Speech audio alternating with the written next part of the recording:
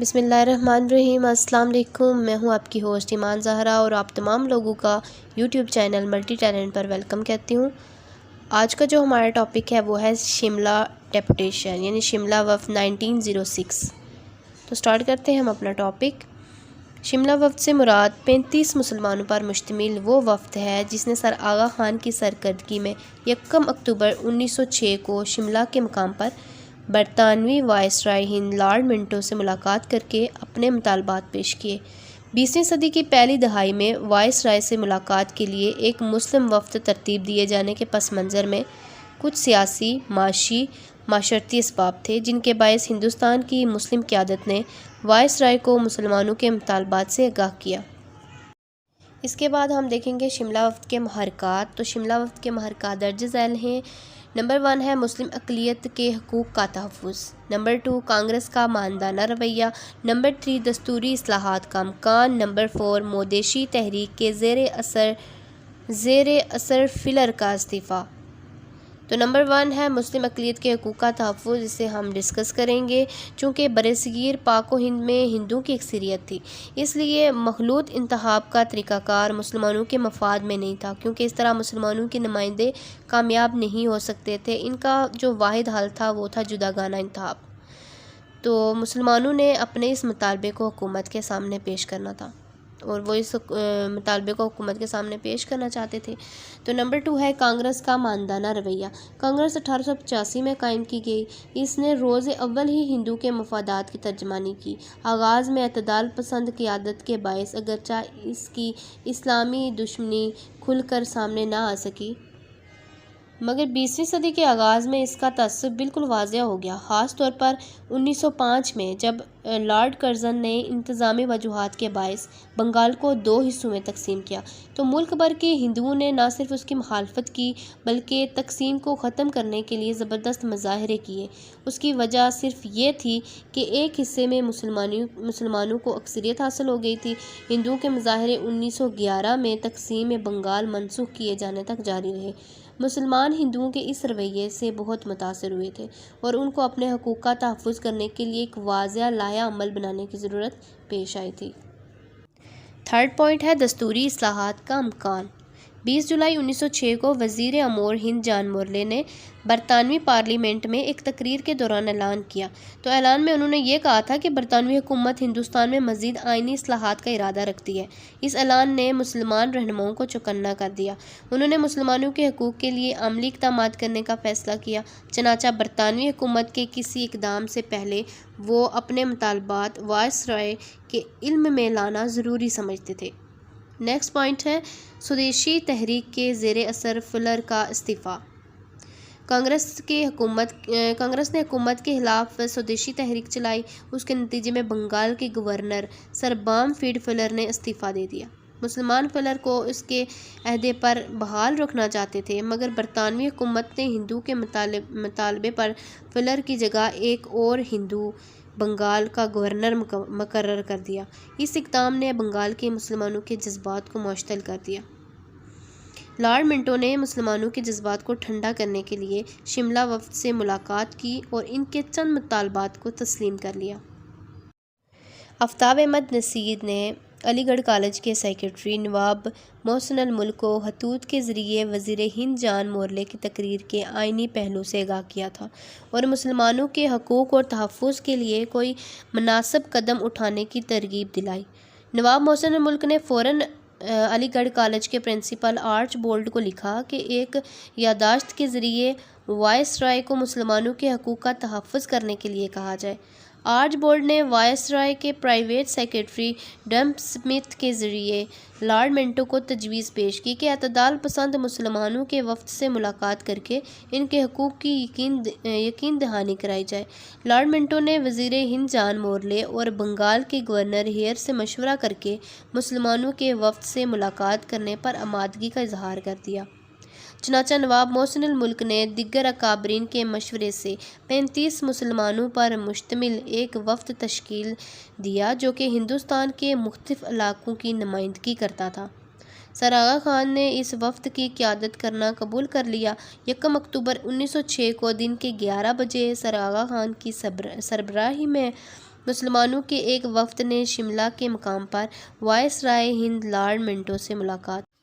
شملہ وفد میں اور بھی بہت سارے مسلمان رہنما شامل تھے۔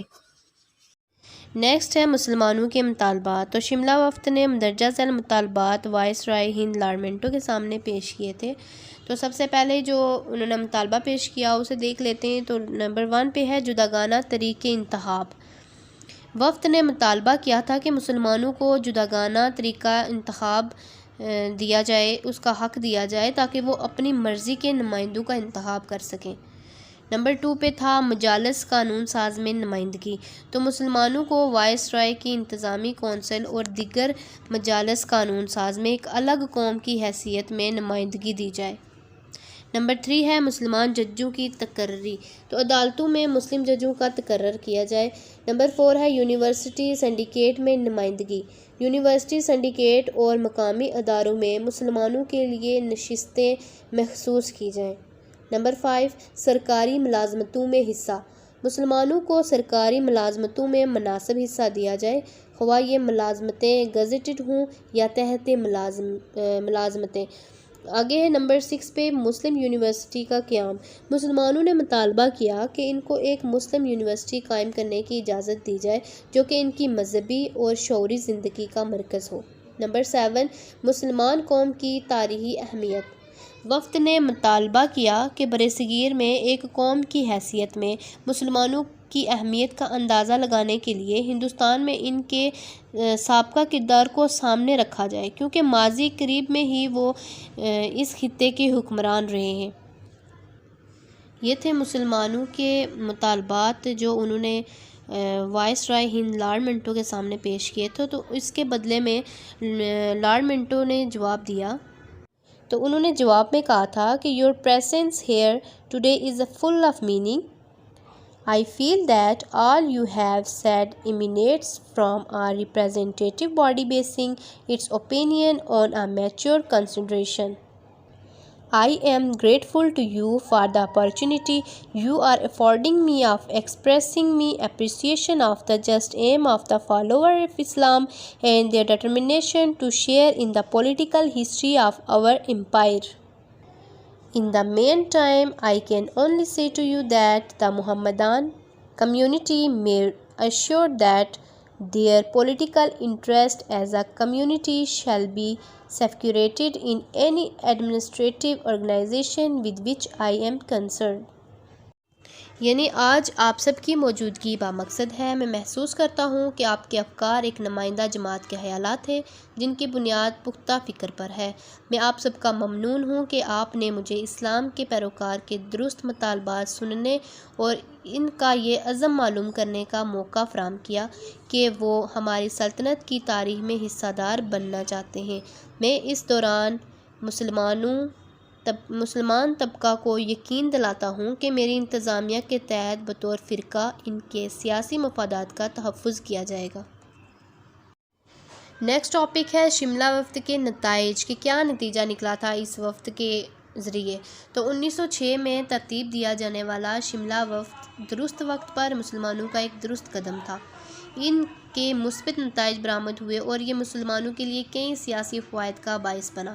مسلمانوں کا سب سے اہم مطالبہ جداگانہ انتخاب کا تھا۔ تو برطانوی حکومت نے ان کا یہ مطالبہ 1909 میں جاری کیا جانے والا منٹو مارلے اصلاحات میں تسلیم کر لیا تھا۔